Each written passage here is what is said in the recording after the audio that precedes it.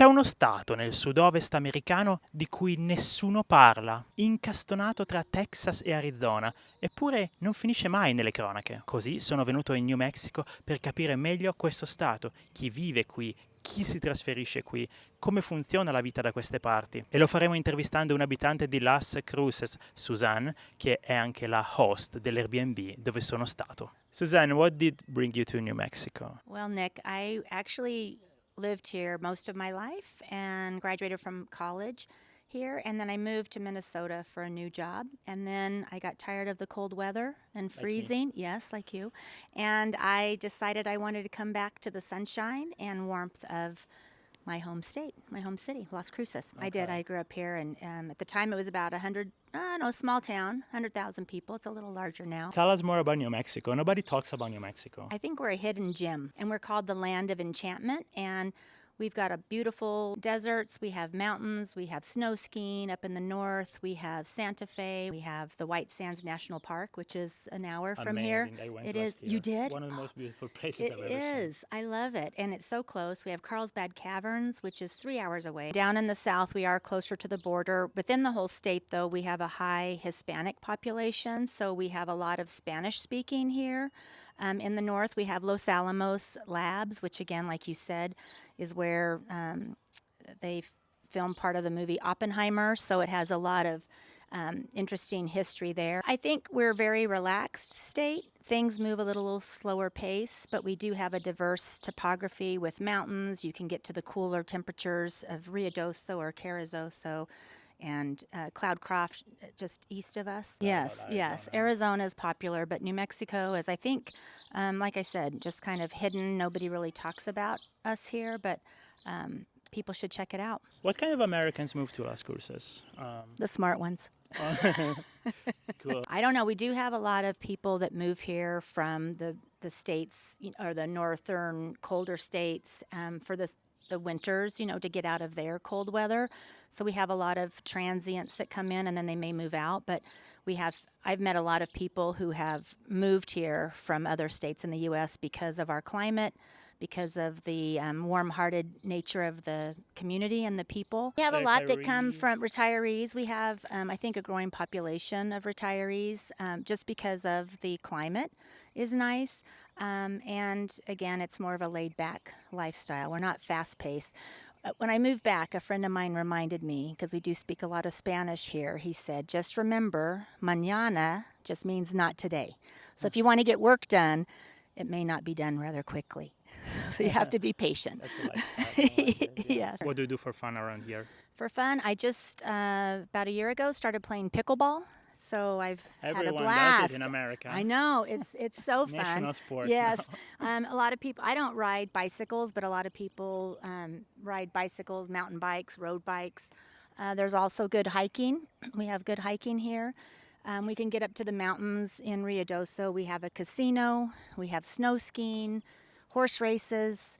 So there's quite a few things to do nearby. Gli Stati Uniti sono conosciuti per il loro clima a volte estremo e fenomeni atmosferici spesso pericolosi. March time frame is our windy season, and we can get really bad wind and dust, so that can interfere with your day, but it's nothing like when I lived in Minnesota with the winter.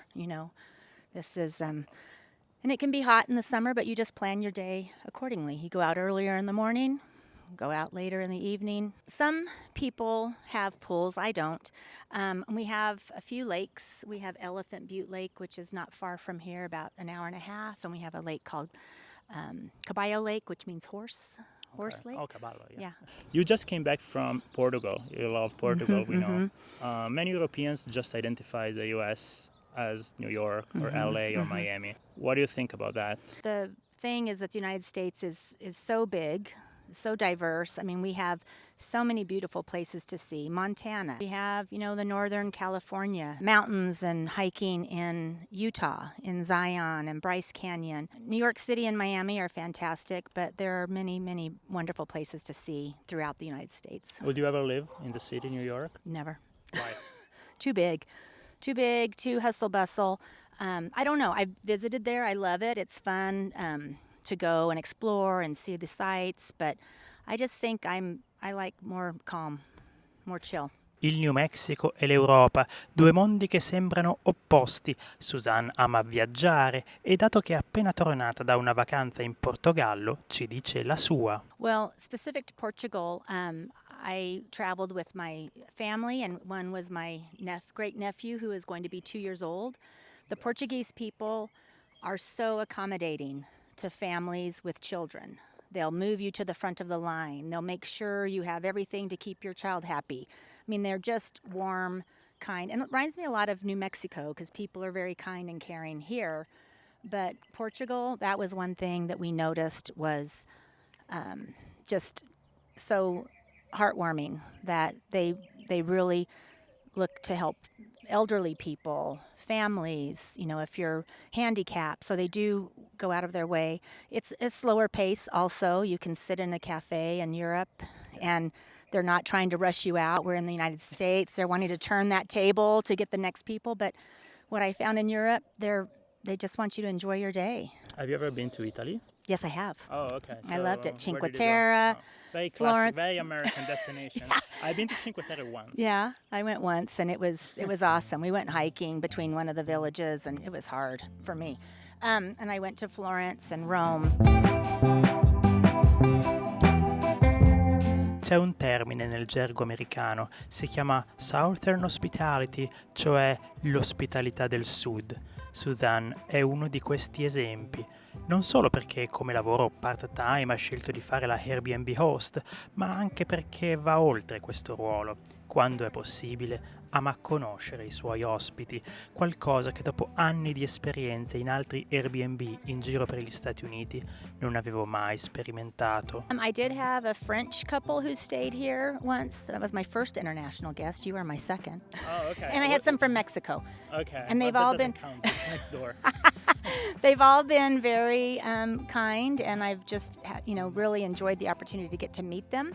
And they've, very thoughtful, kind, take good care of my space, and I just really enjoy meeting people and getting to know a little bit about my guests when possible.